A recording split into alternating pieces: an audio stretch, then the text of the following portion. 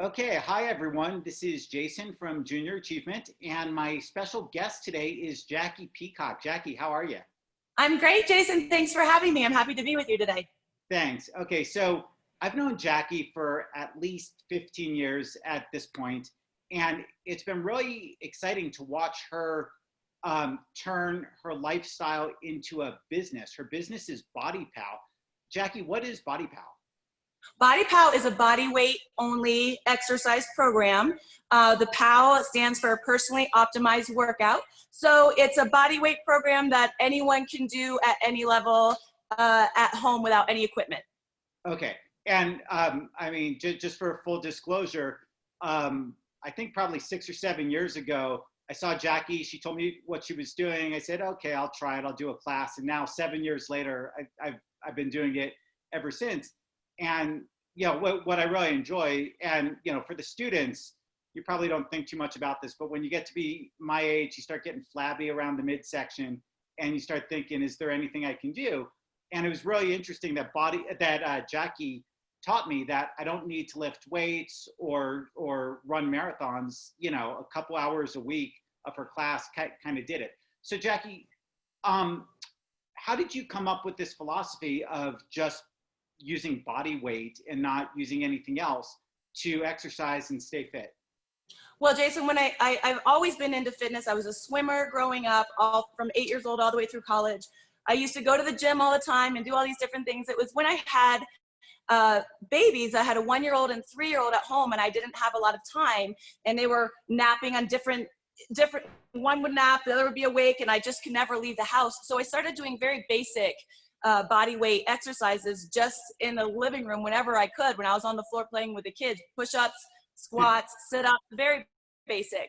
And I noticed that as I started to do it, everything started to feel better. Not only did I start feeling stronger physically, but my mental, my emotional, I felt like I was being more present for my kids and my family, and just everything. It was more for me how it was affecting me personally than it was anything physical, any sort of. So I just kept doing it at home, these very basic exercises, and that's how it started, right there right there in the living room floor.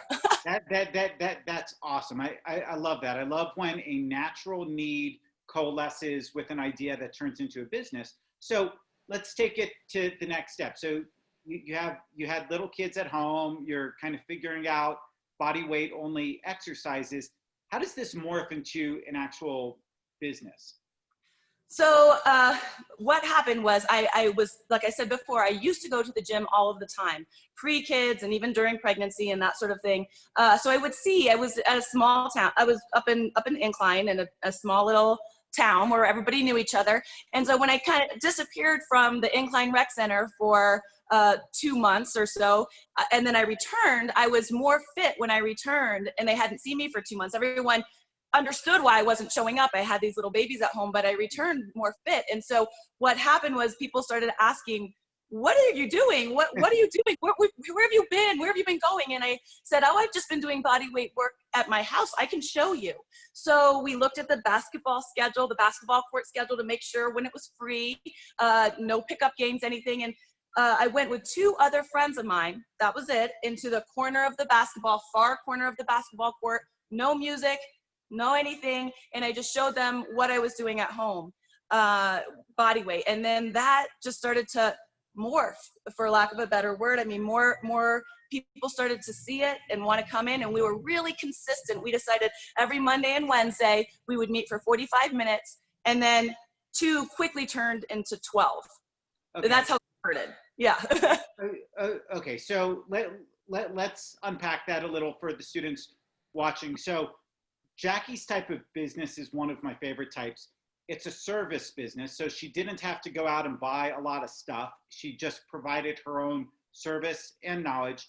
There was what we call natural demand. People were asking her, hey, why are your shoulders looking, so cut? Why, how are you getting in shape so well?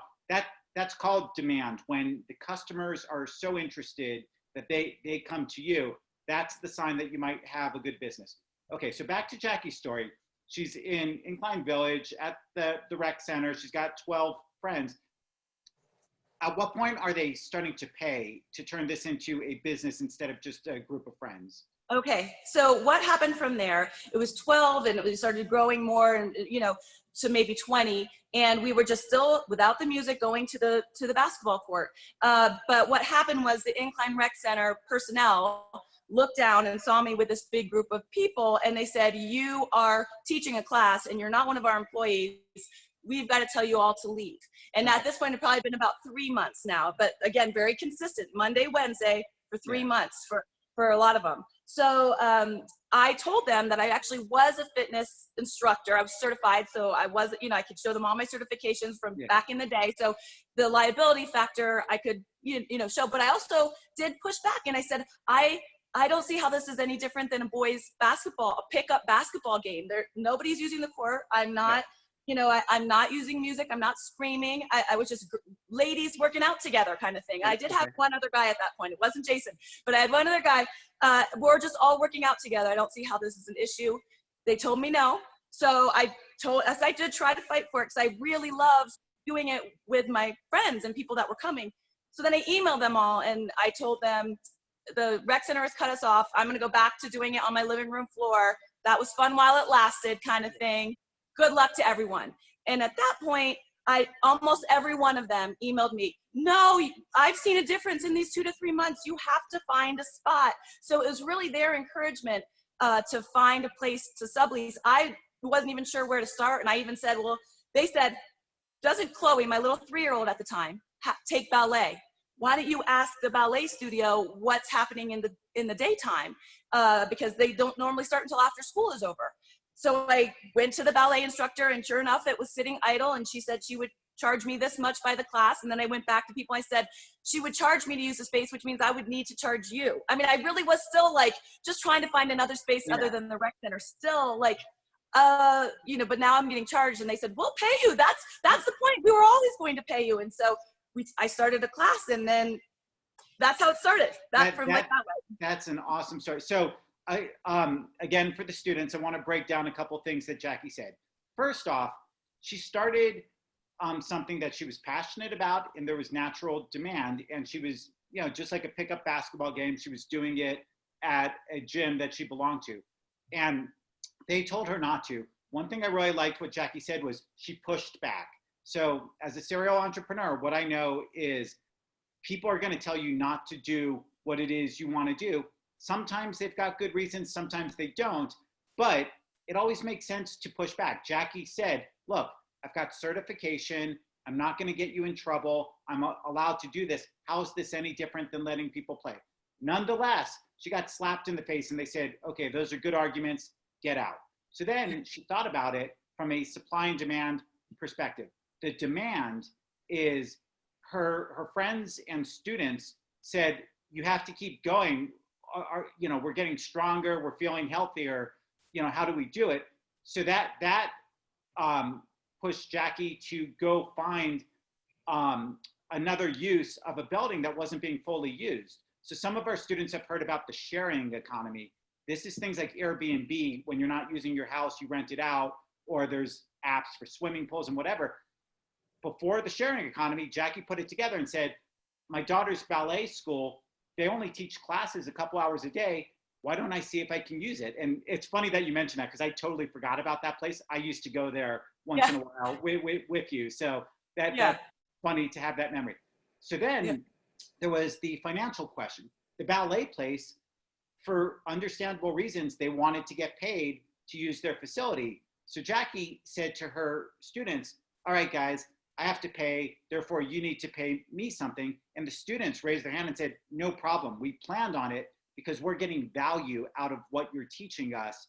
You know, we don't want to take advantage of you because we're benefiting. So that, in my mind, that's beautiful capitalism, where someone is providing a service, someone else voluntarily pays for it, and both people are getting benefit.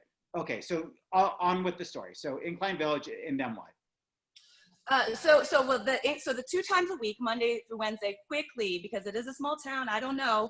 And I really did, like Jason had mentioned earlier, I I really did have a passion for this. This wasn't something I decided, hey, I want to try to open up a business and what can I do? This kind of really was an organic growth. And so I just had a passion for what I was doing. And I think that translated then. I think 7 years later, it still translates now. And so that quickly spread through the small town and my class started to grow. And what happened was this Monday and Wednesday in this pretty spacious ballet studio started getting too packed. So I added a third class on Fridays, and then I added a fourth class on Saturdays. So now I was growing it that way, and a lot of people were repeating. They wanted more than twice a week, but then someone will only come on Saturday, someone would only come on Monday. So I started to grow it that way up an incline. Okay, and then now, and one thing about Jackie just said, everyone in town knew about it. I can remember sitting at Starbucks in Incline Village and overhearing two women near me talking about Jackie Peacock and this class she was teaching. So that's what we call going viral. Everybody really did know about it. Now, at some point, you and your family chose to move to Reno. How did that affect your business?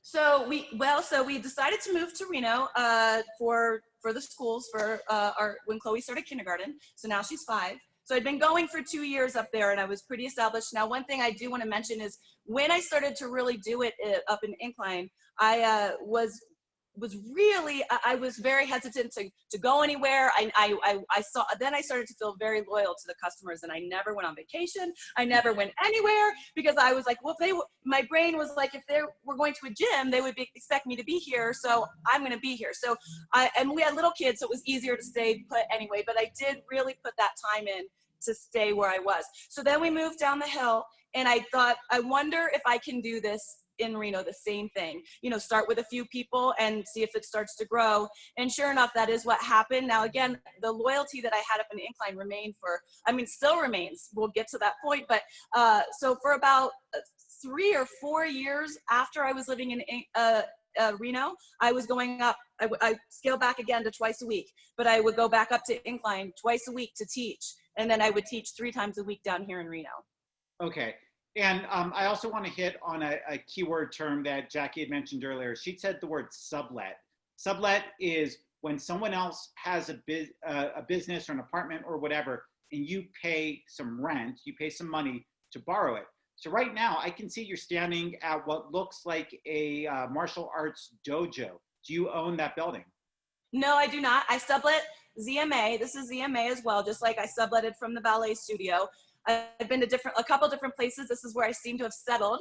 So no, it's the same exact philosophy as ballet is what I did when I came down to Reno. I went around to a few spots and said, what time do you open? What is going on with your business during the day? And this place doesn't open until 4. And it's the same thing. So I sublet it for my classes. Okay, and let's hit on that point really quick. Jackie basically did what we call cold calling. She went knocking on doors of businesses and said, hey, I might have a way for you to make a little bit of extra money when you're normally closed. Mm-hmm. Are you interested?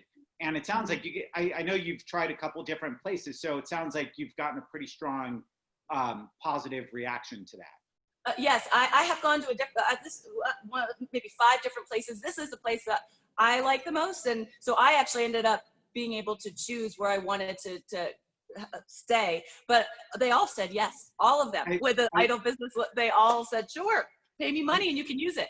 Yeah.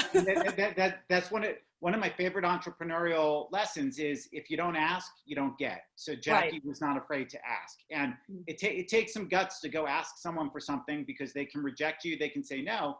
But if you're friendly and polite and make a good story, more often than not, they'll say yes. Everybody said yes to Jackie. Now let's fast forward a number of years. You've built up your class. Now at some point, you started turning it into more of a business. You started getting more merchandise, like your BodyPOW t-shirt there. You started putting classes online at bodypow.com. What inspired you to start building the business and how is that working out?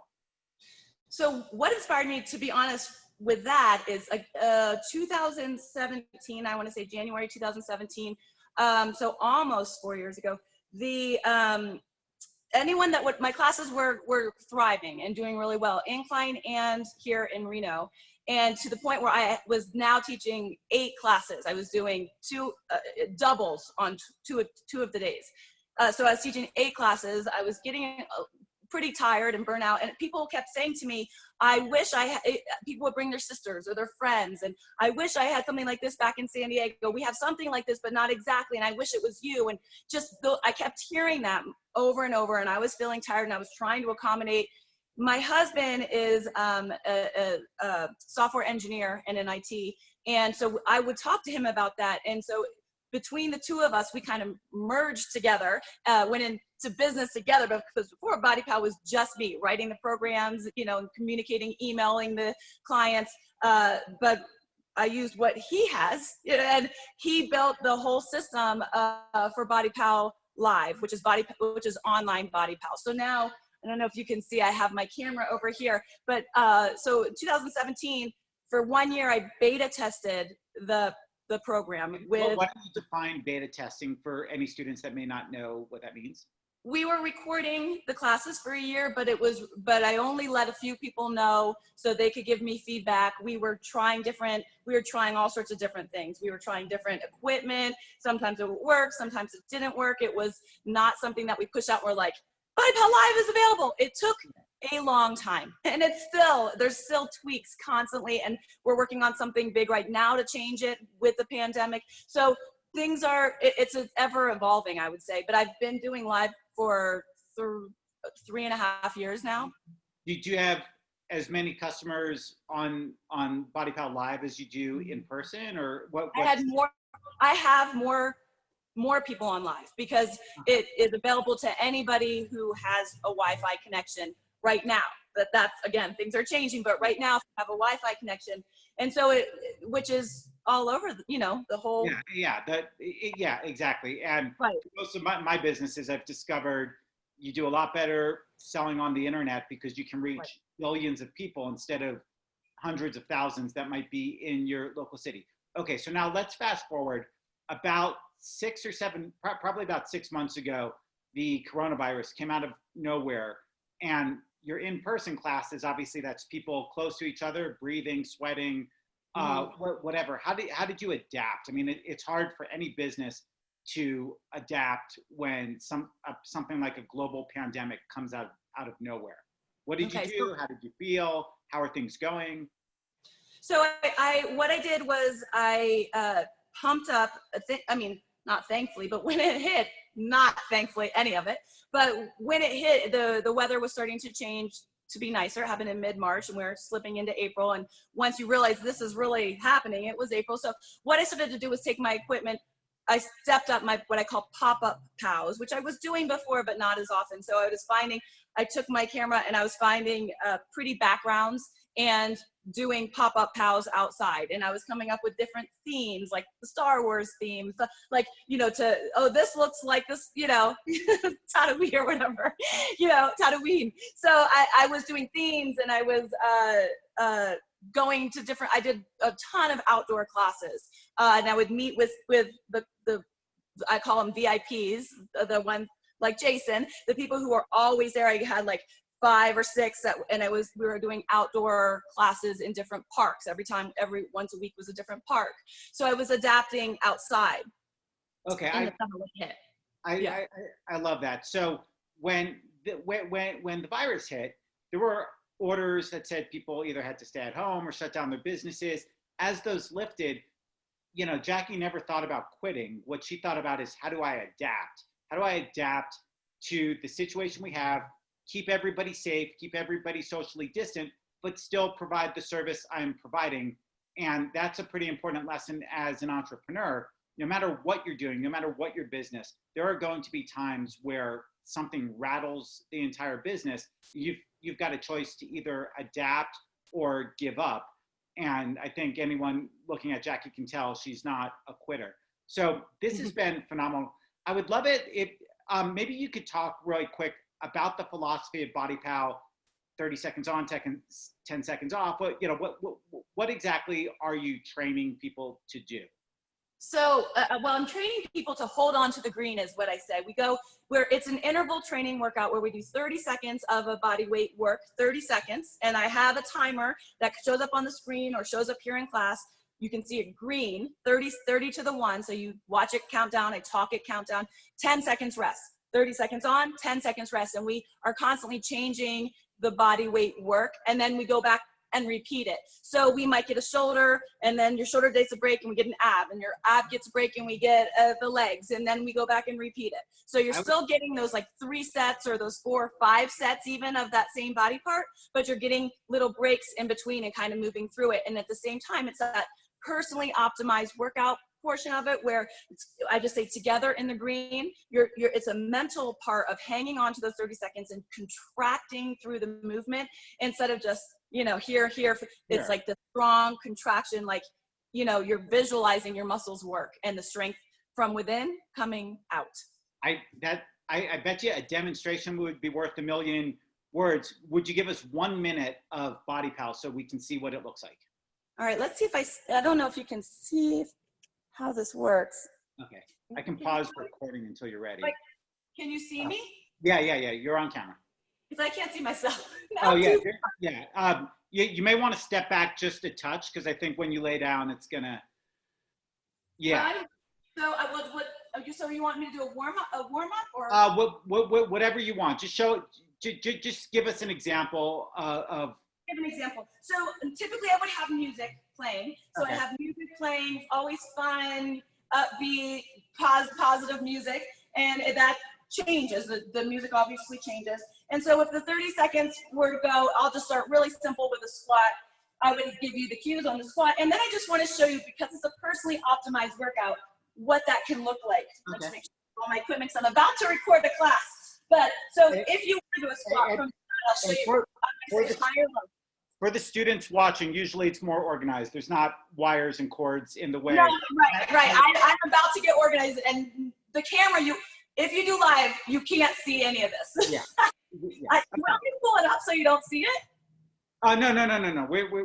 So I'm just going to show you the personally optimized workout portion of it. Yes, no, none of this stuff is on camera. Trust me. And then there's a cute little BodyPOW man, and then there's a timer that I talked about, the green 30 and the 10 red.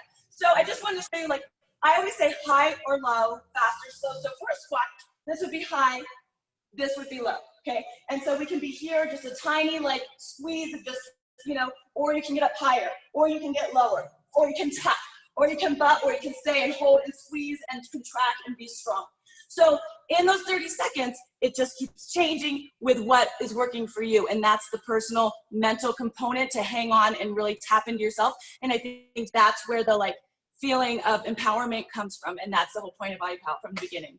Totally agree. And I think anyone looking can tell that you're in great shape without using any weights, which that was a revelation to me, that you don't need weights to look like that. So once again, this was Jackie Peacock. She is the founder and owner of BodyPOW. You can see more about it at bodypow.com. Jackie, thank you so much. This has been a great interview. I really appreciate it.